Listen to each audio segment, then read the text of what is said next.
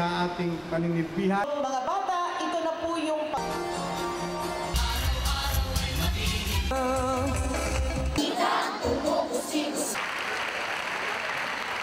Rubiano, Director. Ang wish ko po ngayon, maging mas ligtas, masaya at masigla, hindi lamang ang inyong darating na Kapaskuhan, kundi pati na ang inyong pamumuhay sa mga susunod na taon. Narito po kami mga nakakatanda para sa katuparan ang wish na ito.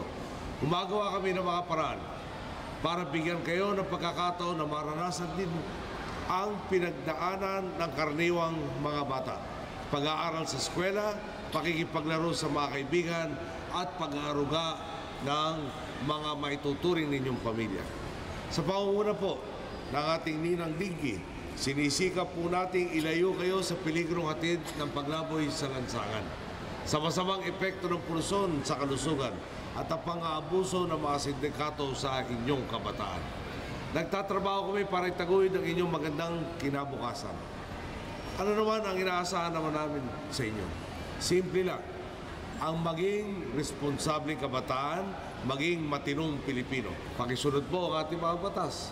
Mag-aral ng talaga mabuti. Ilayo ang sarili sa bisyo at sa droga. Sapat na iyon para makaambag kayo sa pagtahak natin sa tuwid na daan. Itigil na ang pagiging pasaway, huwag pairalin ang katigasan ng ulo. Marami tayong magagawa kung gagawin lang natin ang tama. Maraming salamat po. Taguig. Lovely Joyce Lambito, Caloocan.